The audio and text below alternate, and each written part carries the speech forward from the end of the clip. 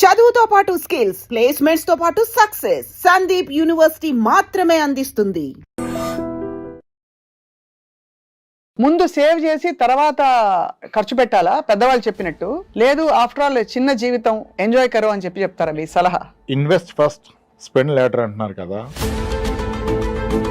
చాలా మంది ఎస్ఐపీలకు ఆప్ట్ చేసుకుంటారు. Tell us all about SIP, systematic investment plan. 8th wonder of compounding అని చెప్పి కానీ రూపీ కాస్ట్ యావరేజ్ చెప్తారు. కానీ నాకైతే పర్సనల్గా ఇప్పుడు ఒక వ్యక్తి మంత్లీ ఎస్ఐపి చేస్తున్నారు, ఒక 30,000, 50,000, ₹1,00,000 చేస్తున్నారు. ఇతని ఉద్యోగంలో ఇబ్బంది ఏర్పడింది, at the same time market crash అయిపోయింది.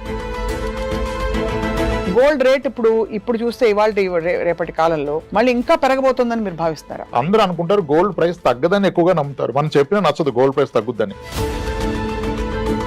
అదే నేను ఒక ఆర్నమెంట్ కొంటే గోల్డ్ ప్రైస్ తగ్గినా నాకు తగ్గిందేమీ లేదు, నా ఆర్నమెంట్ నాకుంది. అదే నేను గోల్డ్ బాండ్ కొంటే ఒక ₹10 మ్యూచువల్ ఫండ్స్ పెడితే మనం ఎంత లార్జ్ లో పెట్టాలి, ఎంత మ్యూచువల్ ఫండ్స్ మిడ్ క్యాప్ లో పెట్టాలి, ఎంత దీనిలో పెట్టాలి? ఇప్పుడు నా కూతురు పెళ్లి గురించి, నా కూతురు చదువు గురించి ఇంకో 14 ఏళ్ళు వెయిట్ చేయగలను అంటే ఐ కెన్ గో అగ్రెసివ్ కదా. Maybe small caps, mid caps consider చేయొచ్చు. కానీ 3 ఏళ్లలో కూతురు పెళ్లి ఉంది అంటే. But even investing in income generating flats అనుకోండి, నాకు ఇక్కడ 30,000 రెంట్ వస్తుంది, ఇక్కడ 25,000 ఈ ఏరియాలో, కానీ దానికి నేను EMIలు కట్టుకోవాలి, ఇచ్చేయాలి. అసలు అలాంటి ఇన్వెస్ట్మెంట్ సౌండ్ ఇన్వెస్ట్మెంట్ సార్? చాలా మంది ఆ రెంట్లు కావాలని చెప్పి ఒక 220 గజాలు స్థలం కొనుక్కొని ఆ ఇండిపెండెన్స్ లో multi floors, multi double bedroom flats కట్టేస్తారు. అన్ని ఫ్లాట్స్ కడితే ఆయన వాచ్మెన్ అవుతాడు. అందరికీ నమస్కారం. IDream special candid conversation కి స్వాగతం, welcome.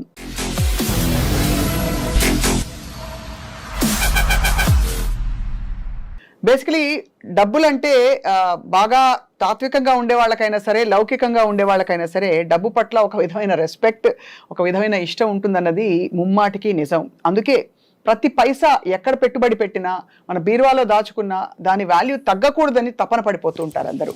So once again here we are with Ram Prasad garu, అందరికీ సుపరిచిత financial planner, adviser and expert.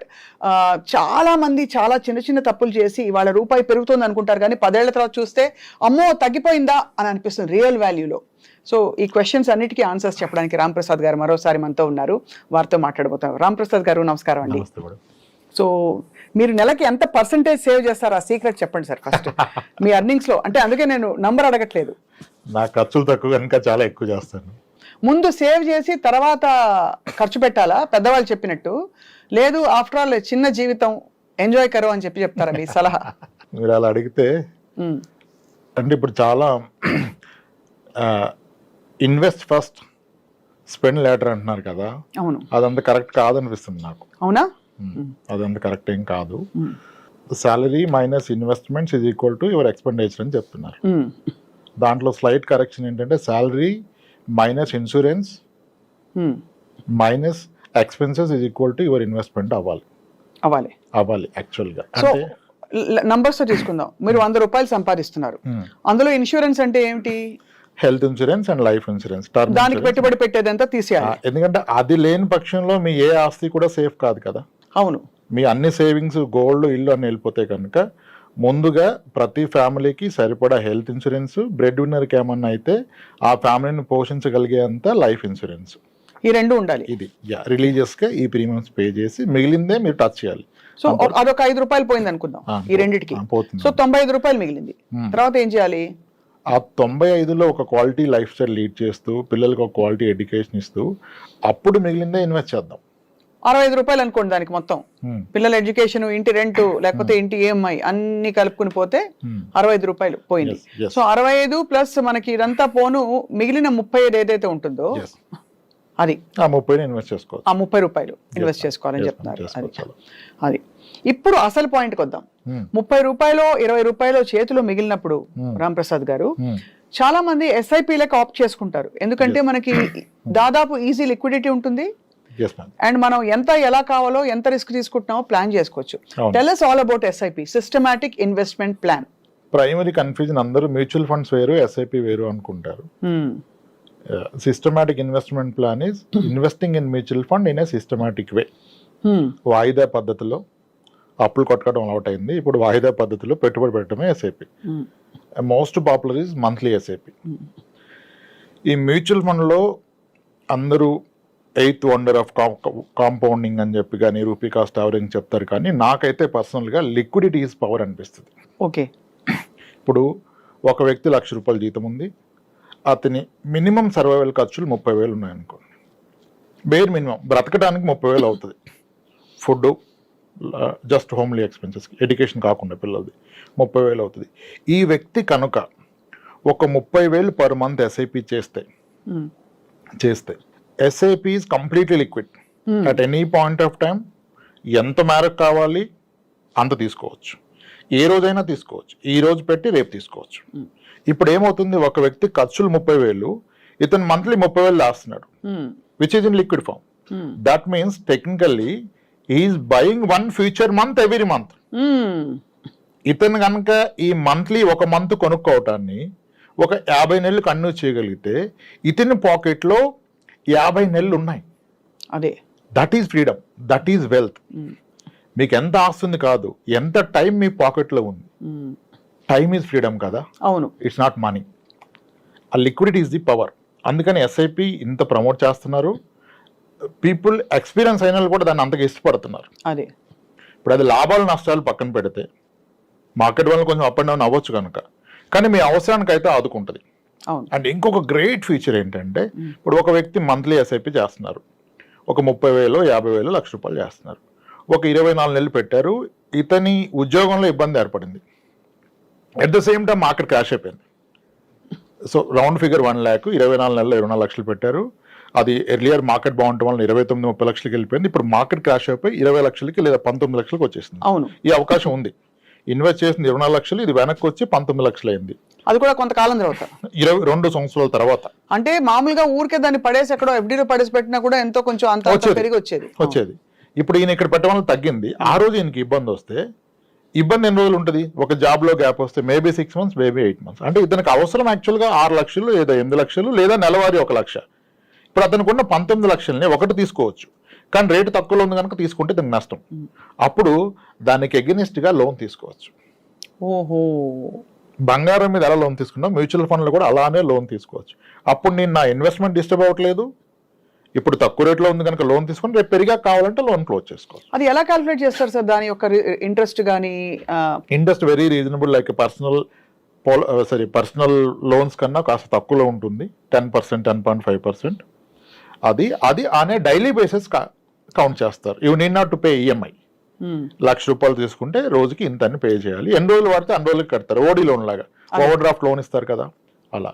అది కూడా చాలా గ్రేట్ ఫీచర్. మొత్తం అలా తీసేసుకోకుండా దాని మీద లోన్ తీసుకుని మళ్ళీ అది సహజ స్థితికి వచ్చి పెరిగాక లోన్ క్లోజ్ చేసి విత్డ్రా చేసుకోవడం, కంటిన్యూ చేయడం చేయాలంటారు మీరు. ఆ నష్టంలో కూడా నష్టాన్ని మనం తీసుకోవట్లేదు.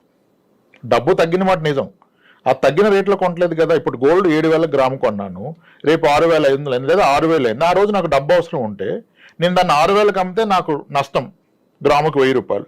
అదే దాన్ని నేను లోన్లో పెట్టి తీసుకుంటే డబ్బు అంతే కదా. ఇంకోటి, ఈ లోన్ తీసుకునే క్రమంలో మనకి నార్మల్గా మనం లోన్ అనగానే పర్సనల్ లోను, హోమ్ లోన్ అంటే మీకు సిబిల్ ఉందా, ఇన్కమ్ ఉందా, ట్రాక్ రికార్డ్ ఎలా ఉంది అంటారు. ఇక్కడ ఏం అవసరం లేదు, నో సిబిల్, నో ఇన్కమ్. కరెక్టే కదా. అది అద్భుతంగా పనికొస్తుంది చాలా మందికి. ఇది చాలా మందికి ధైర్యాన్ని ఇస్తుంది. ఇవాళ రేపు మీ లైఫ్లో రిస్క్ ఏంటి అంటే అందరు చెప్పేది జాబ్ పోతే. అవును, జాబ్ పోతే ఏమవుతుంది? జాబ్ పోతే you get free time, you can go on vacation. How can it be? మీ డబ్బు ఉంటే వెళ్ళొచ్చు. జాబ్ పోతే భయం ఏంటి? జాబ్ పోతే హ్యాపీనే, ఇంట్లో ఉండే హ్యాపీగా ఫ్యామిలీ. కానీ ఎలా లైవ్లీహుడ్ అంటారు కదా, దానికి ఇది బాగా హెల్ప్ అవుతుంది. అవును, ఇప్పుడు 24 నెలల్లో 24 లక్షలు పెట్టారు ఒక వ్యక్తి, ఇంకో వ్యక్తి 24 నెలల్లో 24 లక్షలు ఒక చిట్టి ముందుగా పాడి ఒక స్థలం కొన్నాడు అనుకోండి. అవును, ముందుగా చిట్టి పాడి 30 లక్షల చిట్టి 25 లక్షలకు పాడి స్థలం కొన్నాడు, దాన్ని చిట్టి కడుతున్నాడు. ఆయన చిట్టి కట్టం అయిపోయింది, ఈయన 24 లక్షలు మ్యూచువల్ ఫండ్లో పెట్టాడు. రేపు మార్కెట్ బాగోలేదు, రెసిషన్ వచ్చింది, క్రాష్ అయితే రియల్ ఎస్టేట్ కూడా పడిపోతుంది. కానీ ఫట్టుమని దానికి మీకు బయ్యర్ దొరకడు. ఎక్కడో కొన్న స్థలం మీద మీకు లోన్ రాదు. అబ్బా, అసలు రియల్ ఎస్టేట్ అంటేనే ఇప్పుడు భయం వేస్తుందండి బాబాయ్. లాస్ట్ టైం అంటే మామూలుగానే అసలే దాని టైటిల్ సరిగ్గా ఉన్నాయా అవన్నీ ఒకటి, రెండోది వెంటనే పోదు, చాలా కష్టం కాదు, ఎప్పటికీ పోదు. అది అదే అమ్మే వాళ్ళకి తెలుస్తుంది, పైన అమ్మనంత వరకు ధైర్యంగా ఉంటాం. అండ్ మనం ఏదో పడి అక్కడ దొరుకుతామా అంటే అది కాదు. ఏం చేసుకుంటాం? అదొక illiquid asset. It is not a usable asset. Non usable, non available, you need to carry it. అవును, చాలా మంది వీళ్ళు అమ్మలాగా పిల్లకి అంటగడతారు, అవును, ఆస్తి ఇచ్చాం అనుకుంటారు, రేపు వాళ్ళు మనం తిరిగి తిడతారు, ఎందుకు ఇలా ఇచ్చావని. ఈ పోంది నాకెందుకు ఇచ్చావు, ఎవరు కాపలా కాస్తారు, ఎవరు చూస్తారు. సో ఇప్పుడు అర్థమైంది ఏంటంటే దట్ మనం లిక్విడ్ ఎంత దగ్గరగా లిక్విడ్ గా సేఫ్ గా పెట్టుకుంటే అంత బెటర్ అని. యా, ఈ పాయింట్ లో సార్ ఇప్పుడు గోల్డ్ చాలా పెద్ద టాపిక్. ఇన్ఫాక్ట్ లాస్ట్ టైం మనం గోల్డ్ గురించి మాట్లాడితే పిచ్చి పిచ్చిగా చూసారు జనం. అవును, మళ్ళీ అడుగుతాను, గోల్డ్ బాండ్స్, గోల్డ్ రేట్ ఇప్పుడు చూస్తే ఇవాళ రేపటి కాలంలో మళ్ళీ ఇంకా పెరగబోతుందని మీరు భావిస్తారా? అంత ఈజీ కాదు మేడం గోల్డ్ ప్రెడిక్ట్ చేయటం. మనకి గోల్డ్ కి కోరిలేషన్ విత్ స్టాక్ మార్కెట్ అని, ఇన్ఫ్లేషన్ అని, వార్ సినారియోస్ అన్నీ చెప్పాం, కానీ మోస్ట్ ఆఫ్ ద టైం ఇది రాంగ్ అని ప్రూవ్ అయిపోతుంది. మార్కెట్ పెరిగినప్పుడు గోల్డ్ విపరీతంగా పెరిగింది, ఇప్పుడు మార్కెట్ అండ్ గోల్డ్ రెండు కరెక్షన్ వచ్చాయి. అవును కదా, యుఎస్లో ట్రంప్ ఎఫెక్ట్ అనుకున్నారు, gold price will come down అంటారు ట్రంప్ చేస్తే. India as a country gold import తగ్గితే country economy will become strong actually. అవును, our most burden is crude import and gold import. కానీ గోల్డ్ని మనం అంత ఈజీగా కంట్రోల్ చేయలేం ఇంపోర్ట్ని కదా. So gold price global parameters మీద ఎక్కువగా డిపెండ్ అయి ఉంటుంది బికాజ్ వీఆర్ ఇంపోర్టింగ్ కనుక.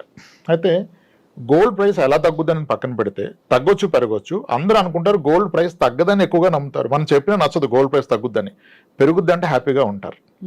కానీ దేర్ ఆర్ సినారియోస్, గోల్డ్ 6 ఏళ్ల పాటు 8 ఏళ్ల పాటు ప్రైస్ పెరగడం పోగా తగ్గిన కేసులు చాలా ఉన్నాయి. మీరు చూస్తే 2012 నుంచి 2018 వరకు గోల్డ్ ఇంచుమించుగా 15-16% తగ్గింది. 32,000 10 గ్రామ్స్ ఉన్న గోల్డ్ అది 24,000-26,000 వెళ్ళిపోయి 2012 తర్వాత అలా పడిపోయి 2018లో మళ్ళీ 32,000 వచ్చింది. ఇది ఎవ్వరూ గ్రహించరు. ఇక్కడ ఎందుకు ఈ పాయింట్ చెప్తున్నానంటే, అదే నేను ఒక ఆర్నమెంట్ కొంటే గోల్డ్ ప్రైస్ తగ్గినా నాకు తగ్గిందేమీ లేదు, నా ఆర్నమెంట్ నాకుంది. అదే నేను గోల్డ్ బాండ్ కొంటే గోల్డ్ తగ్గితే నా రూపీ తగ్గిపోయింది. అవును, గోల్డ్ కాయిన్ కొన్నా తగ్గిపోయింది, ఎందుకంటే I'm not consuming it. Ornament gold కొడితే వేస్టేజ్ మేకింగ్ ఛార్జెస్ లో పోతుంది. ఎంత పోతుంది? 15, 18, 20. కానీ దాన్ని వేసుకోవడం వల్ల వచ్చే తృప్తి ముందు ఆ 18, 20 కొలలేం కదా అసలు. అట్లీస్ట్ ఆ తృప్తి అయినా వస్తుంది. అది వస్తుంది. అది వచ్చినప్పుడు తగ్గితే తగ్గినట్టు కాదు. హారం సైజ్ తగ్గదు, వడ్డానం ఏం తగ్గదు. అవును, కానీ అదే మీరు బాండ్ లో పెడితే మీ అమౌంట్ తగ్గిపోయింది. అవును, మీరు కాయిన్ కొంటే కాయిన్ వాల్యూ తగ్గిపోయింది. కాయిన్ ని మీరు వాడుకోలేరు. కాయిన్ డబ్బు దాన్ని కన్వర్ట్ చేస్తేనే కదా వాడతారు. అవును. సో కాబట్టి ఆర్నమెంట్ ఈజ్ బెస్ట్. ఆర్గ్యుమెంట్ ఏంటంటే వేస్టేజ్ మేకింగ్ అంటారు. అది లేని దేనికి షేప్ రాదు కదా. అంతే. ఇప్పుడు సార్, ఇప్పుడు ఇందాక మనం ఎస్ఐపిలు అంటే మ్యూచువల్ ఫండ్స్ గురించి మాట్లాడాం. లార్జ్, మిడ్ క్యాప్, ఇంకా స్మాల్, ఇవన్నీ పేర్లు వింటూ ఉంటాం. ఒక 10 రూపాయల మ్యూచువల్ ఫండ్స్ పెడితే మనం ఎంత లార్జ్ లో పెట్టాలి, ఎంత మ్యూచువల్ ఫండ్స్ మిడ్ క్యాప్ లో పెట్టాలి, ఎంత దీనిలో పెట్టాలి? అది నేను పెడుతున్న అమౌంట్ కాదు, నేను పెడుతున్న టైం హారిజన్ బట్టి అది ఎంత కాలం పట్టగలిగేదాన్ని. తక్కువ కాలానికి అయితే లార్జ్ క్యాప్లు, ఇంకా తక్కువ కాలం అయితే hybrid equity, mix of debt and equity, ఇంకా తక్కువ కాలం అయితే డెట్ లో కూడా short term debt, something like liquid fund, అటువంటి ఫండ్స్ లో పెట్టుకోవాలి. ఇది నా గోల్ని బట్టి, నా టైం పీరియడ్ని బట్టి, కానీ నేను పెడుతున్న అమౌంట్ బట్టి కాదు. అదే ఇప్పుడు నా కూతురు పెళ్లి గురించి, నా కూతురు చదువు గురించి ఇంకో 14 ఏళ్ళు వెయిట్ చేయగలను అంటే ఐ కెన్ గో అగ్రెసివ్ కదా. Maybe small caps, mid caps consider చేయొచ్చు. కానీ 3 ఏళ్లలో కూతురు పెళ్లి ఉంది అంటే అసలు ఈక్విటీనే పెట్టకూడదు. 3 ఏళ్ళకి ఈక్విటీ లార్జ్ క్యాప్ కూడా కరెక్ట్ కాదు. హైబ్రిడ్ కూడా చాలా రిస్క్. అంతే. 3 years లో నెగిటివ్ రిటర్న్ వస్తుంది, ఖచ్చితంగా నెగిటివ్ రిటర్న్ వస్తుంది. సో మన అవసరాన్ని, దానికి ఉన్న టైంని బట్టి కేటగిరీ ఆఫ్ ఫండ్, నాట్ మన అమౌంట్. అదే మనకి కార్తీక మాసం అయిపోయింది, పెళ్లిళ్ళ సీజన్ వస్తుంది. ఒక చాలా ఎక్స్పీరియన్స్డ్ ఫైనాన్షియల్ ప్లానర్ గా మీరు చెప్పండి సార్, ఎవరిని తప్పు పట్టలేం, కానీ ఇంత లక్షలు కోట్లు పెట్టి పెళ్లిళ్ళు చేయడం గురించి మీ అభిప్రాయం ఏంటి సార్? అయ్యో అద్భుతం కదా మేడం. అంతేనా? చేయగలిగే స్తోమతను చేసుకోవడం మంచిది కదా. అంతేనా? That contributes to economy. ఈ మ్యూచువల్ ఫండ్స్ పెరగాలంటే ఎవరో ఖర్చు పెట్టాలి కదా. అంతే అంటారు. ఇదంతా సర్క్యులేట్ అవుతుంది కాబట్టి ఏం పర్లేదు అంటారు. లేదు, ఒక తండ్రికి ఎంత అనుభవం మిగులుతుంది ఖర్చు పెడితే. స్థాయికి మించి కాదు, పెట్టగలిగిన వాళ్ళు పెట్టవచ్చు. అదే అంటే నీకున్న ఓవరాల్ నెట్వర్త్ లో ఎంత పెడుతున్నావు అనేది ఇంపార్టెంట్. అది ఎవరి స్థాయికి వాళ్ళకి. 10 కోట్లు ఆస్తున్న వ్యక్తి దాంట్లో ఒక 5% ఖర్చు పెట్టుకుంటే అతనికి లైఫ్ టైం అచీవ్మెంట్. సో మీ దృష్టిలో ఒక నెట్వర్త్ లో ఒక 10% వరకు ఓకే, అంతేనా? మీకు ఓన్లీ కిడ్ ఉంటే, 2 కిడ్స్ ఉంటే ఆ 10 లో 2 పెట్టుకోండి. అంతే. It again depends. యాక్చువల్గా ఇప్పుడు అందరి దగ్గర డబ్బు ఉందండి, ఈ డబ్బును ఇంకా పెంచుతా అంటున్నారు, కానీ ఈ డబ్బును అనుభవించగలనా, నాకున్న లైఫ్ టైం అంతా. ఇక్కడ క్వశ్చన్ మీకు ఎంత ఉందని కాదు, మీరు మీ డబ్బును క్రాస్ చేస్తారా, మీ డబ్బు మీ జీవితాన్ని క్రాస్ చేస్తుందా? The day you get to know మీ డబ్బే మీకన్నా ఎక్కువ రోజులు మిగిలిపోద్ది అన్నప్పుడు ఇంకా మీకు దేనికి వరి ఖర్చు పెట్టండి, హ్యాపీగా ఖర్చు పెట్టుకుని అంతే. You can create wealth for others at least in the process. మనకి మంచి లైఫ్ పెట్టుకోవచ్చు. ఇది చాలా రెవల్యూషనరీ అప్రోచ్ అండి. ఎందుకంటే నేను ఇంతవరకు విన్న ఫైనాన్షియల్ ప్లానర్స్ అందరూ ఇంకా దాచు అని అడ్వైస్ ఇచ్చేవాళ్ళు చూశాను తప్ప. అయ్యో ఎలా చెప్తున్నారు మీరు, అంబానీ అంత నెట్వర్క్ కావాలంటే రాబోయే 40 ఏళ్ళు నెలకింత పెట్టండి అంటారు. ఈ రోజు అంబానీకి ఉన్న నెట్వర్క్ మీరు మాట్లాడుతుంది, 40 ఏళ్ళ తర్వాత ఆ నెట్వర్క్ వాల్యూ ఉండదు బికాస్ ఆఫ్ ఇన్ఫ్లేషన్. మీరెందుకు ఆయనతో పోల్చుకుంటున్నారు? కాబట్టి ఆ రిస్క్ ని, ఆ వర్తమానాన్ని, భవిష్యత్తుని బ్యాలెన్స్ చేసుకుంటూ ఉండడమే సౌండ్ ఫైనాన్షియల్ ప్లానింగ్. ఇక్కడ చాలా ఇంట్రెస్టింగ్ పాయింట్ ఒకటి అడుగుతాను రామప్రసాద్ గారు. చెప్పండి. రియల్ ఎస్టేట్ అనగానే అందరూ ఎగిరి గంతులు వేస్తారు, డబ్బులు పడేసి ఉంచుతాము.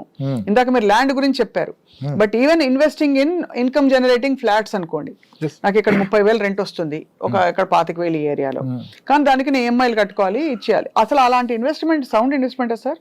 It's all case to case. ఇప్పుడు 60 ఏళ్ళ వయసు దగ్గర పడుతున్న వ్యక్తి అతని దగ్గర డబ్బు పెట్టుకుంటే పిల్లలు అడుగుతారు.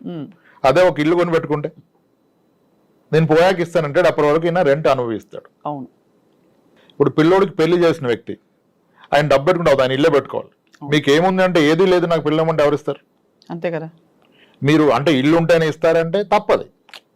ఇప్పుడు ఒక అమ్మాయి తండ్రి గాను అన్నగాను అతను నా చెల్లి కానీ నా కూతురు వెళ్తే ఎలా ఉంటుంది అని ఆలోచిస్తాడు కదా. కాబట్టి ప్రతిదినం ఇప్పుడు ఇల్లు కొనాలా వద్దా, ఇన్వెస్ట్ చేయాలంటే ఇప్పుడు ఏంటి మనం ట్రెండ్ చూస్తున్నాం.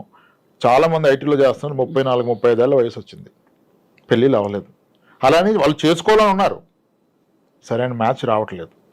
కొంతమందికి తండ్రి ఉండడు, తల్లి ఒక్కతే ఉంటుంది, వెరీ పూర్ బ్యాక్గ్రౌండ్ నుంచి వచ్చారు, ఇంజనీరింగ్ చేశారు, చాలా స్కిల్డ్, చాలా గ్రో అయ్యారు, నెలకి 2 లక్షలు శాలరీ డ్రా చేస్తున్నారు, 35 ఏళ్ళ వయసు, కానీ ఎవరు చూసేవాళ్ళు లేరు మ్యాచెస్. ఎవరు వచ్చినా అతనికి ఏమీ సరిగ్గా కనపట్లేదు. ఊర్లో చిన్న ఇల్లు ఉంటుంది, ఇతనికి వస్తాను 2 లక్షల సార్లు ఎక్కడ రిఫ్లెక్ట్ అవ్వట్లేదు. ఇతను ఎక్కడో ఇన్వెస్ట్ చేసి మ్యూచువల్ ఫండ్ లో ₹1,00,00,000 ఎఫ్డీలో ఉంటుంది, సేవింగ్స్ ఫండ్ లో 80 లక్షలు ఉంటుంది, కానీ ఎవరికి చూపిస్తారు, ఎలా చెప్తారు? అప్పుడు మీరు ఇల్లే కొనాలి. అవును. అతను ఫస్ట్ ఒక మంచి ఇల్లు, దాంట్లో ఒక అద్భుతమైన ఫర్నిచరు, అత్యద్భుతంగా గృహప్రవేశం చేసి అతని రిలేటివ్స్ చూపిస్తే అప్పుడు వాళ్ళకు ఒక నమ్మకం వస్తుంది, అప్పుడు ఎవరన్నా ముందుకు వస్తారు.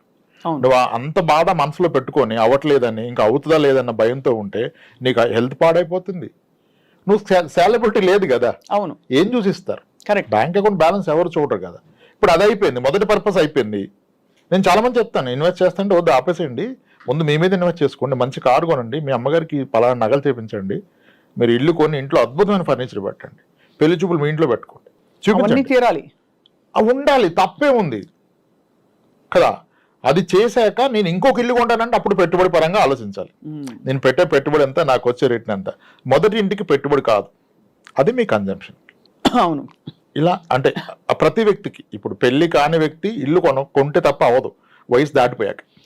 సార్ ఇవాళ రోజుల్లో డబ్బులు చేతిలో ఫ్రీగా ఉంటే తప్ప 1.5 కోటి పెట్టందే ఒక మామూలు ఫ్లాట్ కూడా రావట్లేదు. అవునండి. అంటే ఒక ఇన్కమ్ జనరేటింగ్ ఫ్లాట్ రావట్లేదు. మిగతా చోటంతా 10,000, 15,000 రెంట్, అది ఏ మూలకి పనికిరాదు. ఓ 40,000 రూపాయలు రెంట్ రావాలంటే 1.5 crores మినిమం పెట్టాలి కదా. మరి దానికి కనీసం ఎంత మధ్యతరగతి వాళ్ళు చూసుకుంటే కనీసం ఎంత పెట్టుబడి డౌన్ పేమెంట్ పెట్టినా ₹1 కోటి అయితే వాళ్ళు లోన్ తీసుకోక తప్పదు. అవును. సో మీకు వచ్చే రాబడి 40,000 రెంట్ వర్సెస్ మీరు ఇంట్రెస్ట్ ఎంత కడుతున్నారు EMI చూస్తే అది సరితూగుతుందా? ఇది చాలా బండ లెక్కలు అడిగాను నేను మిమ్మల్ని. లేదు, మీరు వేసింది మంచి లెక్క. ఇప్పుడు దీని మీద నడుస్తుంది, ఏమంటారు, fools build house, wise people live in that. Fools build houses, wise men live in them. Actually, if you see, sir, it's a beautiful thing. Except మనం మేకులు ఎక్కువ కొట్టుకొని పెయింటింగ్లు పెట్టుకోలేని కొన్ని ఆంక్షలు ఉంటాయి తప్ప తలకాయ నొప్పి సార్ ఒక ఇంటిని భరించడం బియాండ్ వాట్ యు నీడ్ చెప్తున్నా. ఇక్కడ అంటే ఇప్పుడు ఏమంటారు అంటే ఇంత వడ్డీ కట్టడం అవసరమా, నీకు వస్తున్న రెంట్ కన్నా వడ్డీ ఎక్కువ అంటారు, కానీ మీరు ఇచ్చింది ఎగ్జాక్ట్ ఫిగర్ చెప్పారు. మీరు 1.5 crore ఫ్లాట్ హైదరాబాద్లో ఈరోజు ఒక గేటెడ్ కమ్యూనిటీలో ఉంటే మీకు 40 నుంచి 45,000 రెంట్ గ్యారంటీ. అవును. 45,000 రెంట్ గ్యారంటీ. ఈ రెంట్ ఎవ్రీ ఇయర్ 5% పెరగడం కూడా గ్యారంటీ. ఓకే. అవును. అంటే 10 years లో రెంట్ ఇంచుమించుగా డబుల్ అయిపోద్ది. అవును. రైట్. కానీ మీ EMI డబుల్ అవ్వదు, ఇది ఎవరు ఒప్పుకోరు. EMI పెరగదు, నిజానికి తగ్గుతుంది. అదేంటి రీసెంట్గా పెరిగిందంటే మీరు అబ్జర్వ్ చేస్తే ఇప్పటి నుంచి కాదు, 95 నుంచి హోమ్ లోన్ ఇంట్రెస్ట్ చూస్తూ రావాలి. 13% హోమ్ లోన్ ఇంట్రెస్ట్ ఉండేది, అలా తగ్గుతూ బిఫోర్ కోవిడ్ 6.97కి వెళ్ళిపోయింది. కోవిడ్లో అది 8.59కి వచ్చింది, ఇప్పుడు మళ్ళీ 8.6కి వచ్చింది. అంటే looking at the long term trend, me home loan interest will go down. Going further మళ్ళీ 7కో 6.9కో వచ్చేస్తుంది. అప్పుడు మీరు అదే ఈఎంఐ పే చేస్తే మీకు ఇంట్రెస్ట్ తగ్గింది కనుక మీరు తీసుకున్న 20 years loan tenure by default 16 years close అయిపోద్ది. అవును. ఆన్ ద అదర్ సైడ్ మీ rent will double in 10 years. Then EMI and rent is becoming equal in 10 years. Equal. And 10 years లో మీ ప్రాపర్టీ వాల్యూ కూడా డబుల్ అవుతుంది. So మీరు అనడం ఏంటంటే ఇలాంటివి పెట్టుకున్నప్పుడు వెంటనే కాదు రిటర్న్స్, ఓవర్ పడుతుంది. పీరియడ్ ఆఫ్ టైమ్ ఒక బ్రేక్ ఈవెన్ పాయింట్ అయ్యాక మీకు యాక్చువల్ రిటర్న్స్ రావడం మొదలెడతాయి. అవుతుంది. 10 years లో most of the apartments are become double. ఎవరు ఒప్పుకోరు, అపార్ట్మెంట్ డిప్రిషియేటింగ్ అసెట్ అంటారు. No, the fact is Hyderabad లో గత 40 ఏళ్ళుగా కొన్న అపార్ట్మెంట్స్ ప్రతి 10 ఏళ్ళకి రెట్టింపు అవుతూ వచ్చింది. 20 years తగ్గిపోద్ది, 10 yearsకి ఏం లేదు. సోమాజిగూడలో క్రాంతి శిఖర ఒక అపార్ట్మెంట్ ఉంటుంది, 1987లో ₹1,00,000 లోపల అమ్మారు. ఎక్కడ డిప్రిషియేట్ అయింది? అదే కదా. శారదా స్టూడియో పక్కన కీర్తి అపార్ట్మెంట్ ఉంటుంది, లాల్ బంగ్లా ఎదురుగా దివ్యశక్తి అపార్ట్మెంట్ ఉంటుంది. ఇవన్నీ 1,00,000-2 లక్షలు కొన్న అపార్ట్మెంట్లు ఈ రోజు 40 లక్షలు పైమాట, 60 లక్షలు పైమాట.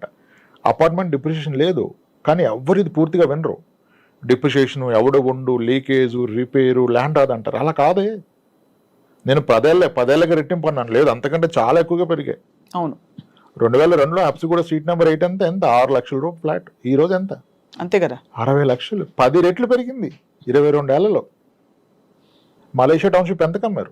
17-18 లక్షలకి అమ్మారు. ఈ రోజు 1.5 crore. పెరగదంటారు. సరే, తగ్గింది ఎగ్జాంపుల్ చెప్పడం దొరకదు. అందరూ అనుకుంటారు అపార్ట్మెంట్ పాత అయితే ఎవరో కొనరని.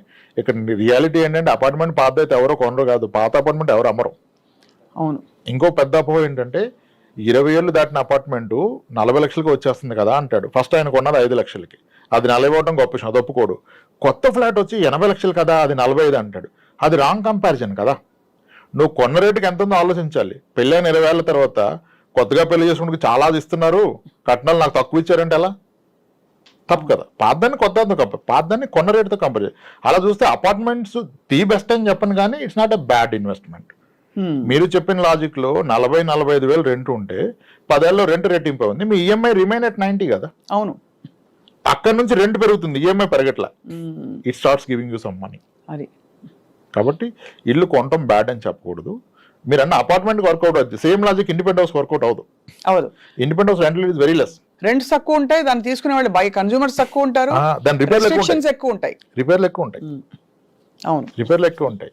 చాలా మంది ఆ రెంట్లు కావాలని చెప్పి ఒక 220 గజాలు స్థలం కొనుక్కొని ఆ ఇండిపెండెంట్ హౌస్ లో multi floors, multi double bedroom flats కట్టేస్తారు. అన్ని ఫ్లాట్స్ కడితే ఆయన వాడు వాచ్మెన్ అవుతాడు. అవును. ఎంత టెన్షన్ అంతమంది టెనెంట్స్కి సర్వీస్ ఇవ్వాలంటే. పొద్దున్నే మోటార్ కాలిపోతే ఎవడు ఆ రోజు జాబ్ మానుకోవాలి? మీరే కదా. దాన్ని ఇన్వెస్ట్మెంట్ అంటున్నారు. మీ ఓవరాల్ కట్టుబడికి అయిందెంత, మీకు వస్తున్న రెంట్ ఎంత? అదే అమౌంట్ మీరు అపార్ట్మెంట్ లో 2 ఫ్లాట్స్ కొంటే అద్భుతంగా అంతకన్నా ఎక్కువ రెంట్ ఇస్తుంది, హ్యాపీగా కూర్చోవచ్చు. అదొకటి. రెండోది మ్యూచువల్ ఫండ్స్ లేదా ఇంకా లిక్విడ్ ఆప్షన్స్ లో మీరు కనుక ఆ డబ్బులు ఇవన్నీ నెక్స్ట్ లెవెల్. మనకు తెలిసిన దాంట్లో మాట్లాడితే అది వాడుతున్నాం. These all next level. చాలా సౌండ్ అడ్వైస్. అయితే ఫైనలీ సార్ రాంప్రసాద్ గారు, ఇవాల్టి శీర్షికకి ముగింపు పలికేలోపు రిటైర్మెంట్ ప్లానింగ్ అని ఇప్పుడు మనకి ఇండియాలో కూడా బాగా ఊపందుకుంటుంది. How should middle class working professional plan for their retirement? అంటే ఆ ప్రాసెస్ ఏంటి? ఉదాహరణకి ఇద్దరు పిల్లలు 10వ తరగతి 8వ తరగతి వయసులో ఉన్నారనుకోండి. వాళ్ళ చదువులు పూర్తవ్వాలి, వాళ్ళ పెళ్లిళ్ళు పూర్తవ్వాలి. అయ్యాక వీళ్ళకి కొంచెం మిగలాలి. ప్రైవేట్ సెక్టర్ కాబట్టి మోస్ట్ లైక్లీ పెన్షనబుల్ జాబ్ కాదు. ఎలా ప్లాన్ చేసుకోవాలి? ఇప్పుడు నాకు 60 ఏళ్ళు వచ్చాక నాకు ఎంత డబ్బులు ఉంటే అమ్మ నేను సేఫ్ అని అనుకోవచ్చు, నేను స్వప్నం అనుకోండి, లేదు మా ఇతను అనుకోండి. ఎలా ప్లాన్ చేసుకోవాలంటే మేడం, ప్రయారిటీ చేసుకున్నప్పుడు పిల్లల చదువులు పెళ్ళిళ్ళు పక్కన పెట్టి అయితే రిటైర్మెంట్ పెట్టుకోవడం అవ్వదు. ఈ ప్రాసెస్లో ఎంప్లాయీ ప్రావిడెంట్ ఫండ్ కూడా ఎవరు ఉంచట్లేదు, బ్యాలెన్స్ తీసేస్తున్నారు. వీళ్ళకి రియలైజ్ ఎప్పుడు అవుతారంటే 50 years వచ్చాక రియలైజ్ అవుతారు. అంటే మీకు రన్వేలో చాలా తక్కువ స్పేస్ ఉంటుంది, you need to take off. అవును, డిఫికల్ట్ అయిపోద్ది అప్పుడు, యూ కాంట్. సో అందుకనే ఆ ఆలోచన ఎర్లీగా వస్తే you will able to make something. అదే మీరు అన్నట్టు మ్యూచువల్ ఫండ్స్ పడేసి పెట్టడం, దానిలో ఏదైనా కానివ్వండి, ఫస్ట్ వీ షుడ్ రియలైజ్ నా రిటైర్మెంట్ నాటికి నా నెలవారీ ఖర్చు ఎంత ఉంటుంది. ఈ లెక్కలో తప్పిపోతారు. ఫస్ట్ ఈ లెక్క తప్పని ఇంకేమి చేయలేరు.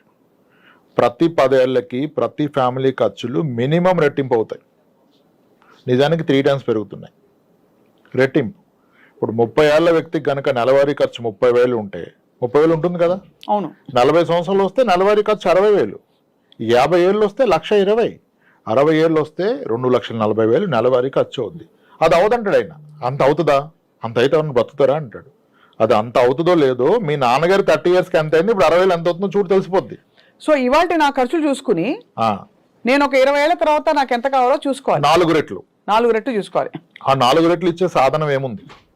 4 రెట్లు ఉంటుందా సార్? ఖచ్చితంగా అంతకంటే ఎక్కువ ఉంటుంది. సో ఇవాళ ఫర్ ఎగ్జాంపుల్ ఇవాళ ఒక 60,000 ఖర్చు పెడితే నేను నెలకి నాకు 2,40,000 కావాల్సి ఉంటుంది. ఖచ్చితంగా కావాల్సింది. అది లోయర్ సైడ్, అది సరిపడదు నిజానికి. నమ్మరని అబద్ధం చెప్పినట్టు అయిపోయింది పరిస్థితి. 30 ఏళ్ల క్రితం సరాసరి 1,000 రూపాయల్లో చాలా అద్భుతంగా బ్రతికేవాళ్ళు. ఈ రోజు 30,000 లేకుండా బ్రతకగలరా?